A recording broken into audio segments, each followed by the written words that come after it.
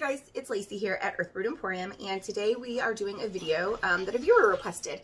So the viewer wanted to know how to repot their Monstera and install a moss pole. So we've actually gotten quite a few of these requests, and I'm super excited that my Monstera is finally ready to pot and have a moss pole to climb. Any aroid does really, really well with a pole. Most plants that vine will do great with a pole. Their leaves will get larger. You have more of a chance of them fenestrating. So fenestrating is the holes that the Monstera is famous for, but you can also get a lot of different pothos to fenestrate as well. So it's kind of cool. Remember, if you have a question that you want answered or you want to see a video on, make sure you add that down in the comments. Find us on our Facebook page, Earthroot Emporium, and ask. I love to answer all of your guys' questions. So the more you interact, the better it is for me too. Some of the things that you're going to need today. You're going to need your moss pole. You can buy these. You can make these. It's super easy. They can be made from lots of different things. I will say if you're using wood, if you're using driftwood or a stick or a plank, whatever, a great tip is wood rots if it's wet. It's just the way things work.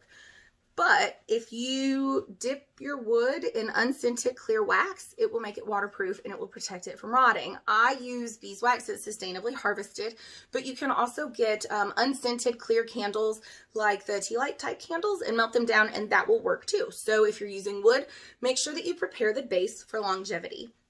You're going to need soil. I'm using an aroid mix that I make myself. It's well draining, it's light, and holds moisture but not wetness. We are using jute to hold our plant to the pole. So you can also use landscaping clips. I've seen people use hair clips. I've seen people use bobby pins. Whatever you have in mind, make sure you've got that ready. Scissors. You're going to need a pot that's about 2 to 4 inches larger than the pot you already have. Now this is about 2 inches bigger in diameter and about 2 inches deeper. I don't like to go more than 2 inches on any side because the more soil and surface space you have, the more of a possibility of it holding in moisture and you getting rot. You're also going to need the plant that you're ready to repot. Okay, so we went ahead and took our Monstera out of the pot that it was in, and I've prepared its new pot. Now, I like to keep my plants in nursery pots, and I add a ton of drainage on the bottom. A plant without drainage is a very wet plant, and aroids don't tend to like wet feet. So if you have a bog type plant, maybe drainage isn't for you, but otherwise you really want to make sure that you have drainage. So what I do is I keep my plants in these awful nursery pots, but I put the nursery pots into a cute pot. I've also wrapped my nursery pots in twine or something like that to make it cuter. For me, drainage over appearance is important. So what I've done is I've taken my pot that we're putting our new plant in, and I've added soil.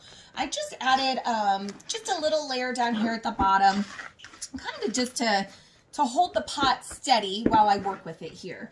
So I'm going to install my moss pole before I put my plant in the pot. The reason I want to do it that way is so that I don't have to shove my moss pole down into the middle of my root ball, right? So if I put my moss pole in first, then I don't risk damaging any of my roots. So it's super easy. Take your moss pole, put it in, use a little bit of your dirt to hold it in place. You might have to add, you know, a decent amount to get it to stay. Once you've done that, take a second while you have unpotted your plant and your roots are visible to inspect all of your leaves, all of your sheaths, if your leaves have sheaths, all of your roots and stuff for signs of pests, damage, or anything like that. It's a great time to take a look at the maintenance of your plant. Okay, so I went ahead and I filled in more around my moss pole and I moved it to the side. Some people like it to be in the middle of the pot. Some people like it to be off to the side. Whatever you prefer works. The next thing you're going to do is gently put your plant in. Now when you put it in, you can set it in that space that's open right here. Okay, so I've loosened my root ball just a little, and you can see on the other side the difference between loosened and not loosened. I don't get real aggressive with it. I don't want to cause any root damage. The more you mess with the roots, the more likely you are to cause transplant shock. Some people just put it in whole. I just like to make sure that when I add it in, that these roots can get water. So if you have a bunch of clumped up soil in the middle of your roots, you know, it causes water to stand. So I don't necessarily mess with the roots, but I do use my fingers and I work any of that soil that I can get out. So once all of it is pretty much looser and it feels less compacted and it's a little bit more airy, it's as simple as putting your roots in your pot. It's a little hard to see here. Let's see. Maybe that way. You want to encourage any aerial roots to also go down in the soil. Be very gentle and make sure you spread everything out. Tuck it in. You can see my moss pole is in there. And I've put a majority of my larger stems with aerial roots on the side closest to the moss pole because those are the ones that are ready to climb. So once your stems and your plant is where you want it, you're just going to cover the roots with your soil.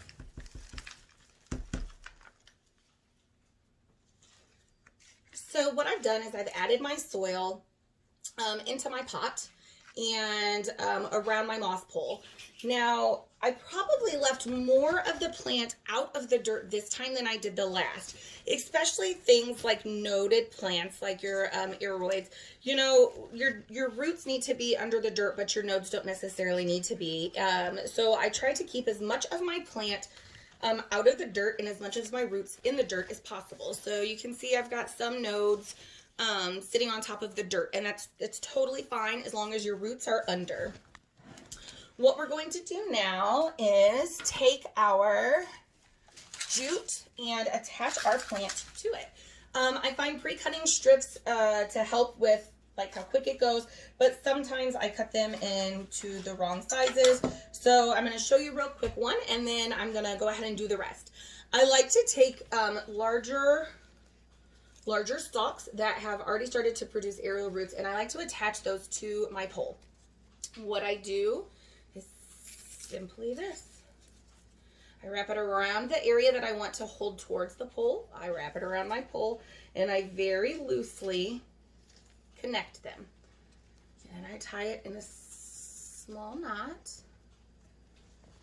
And what that will do is when this moss pole gets wet, which it'll absorb and wick up moisture from your dirt, the moisture will encourage your aerial roots to grow into the moss pole, making it mimic itself in nature when they climb trees. You'll get larger leaves, you'll get more thin striated leaves, your plant will be happier, and it will be more like it is in nature. So I went ahead and I added the addition onto my moss pole so that it's a little bit larger, which you can't see because there's leaves in the way. It's a little bit larger and longer now. I like to work with the ones that insert into each other because I find them just a little bit easier to work with. It's also really cool because your plant can grow with your moss pole. I think a lot of the fear that people have is that when they are attaching this to their stems to their trellis, that they're going to break it. So I want to show you guys how I trellis. You can see, you know, they're not rigid. They're pliable. They move. If they're stiff and they don't want to move, don't force them. Not every single stem has to touch your moss pole. Sometimes you can gently wrap it around the circumference. And what it'll do is it will create this trellis-like effect for your leaves that are further away, and you can kind of tuck them under, and eventually they'll get to the moss pole and they'll vine up. I see a lot of people really wrangling in their monsteras, and that's okay. You know, if you don't want droopy leaves and wild, you don't have to have that. But don't also be afraid to kind of let your plant be a plant. So I'm going to show you. There we go. So I wrap it around the circumference, and you can see that these are moving. And I wrap it around my moss pole. And I'm just going to tie it in a loose knot. I'm not going to get super aggressive with it. I'm not going to force all of this stuff in there. And then you can see I kind of have some of these smaller vines. And what I can do is I can rearrange them. I can take ones that aren't in and I can bend them under and work them through and weave them if I want to.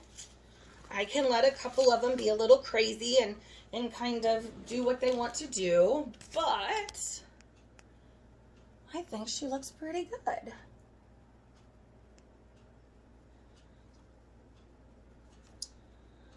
So you can see here how I kind of attached things. And I'll add another level by inserting into here when I start to notice these up here producing aerial roots. So you can add a super tall one in now, that's totally fine. But for me, it's easier storage wise to kind of wait until my plants grow into my moss poles. So once I start to see aerial roots, probably in about this area of my moss pole, I'll add my other attachment. But it's as easy as that. We just repotted our Monstera and installed a moss pole. You can totally do it. So remember, if you want to see a video or you have any questions, make sure you submit those on our YouTube channel right here, down below, or get a hold of us on Facebook. We hope to see you soon. Happy planting.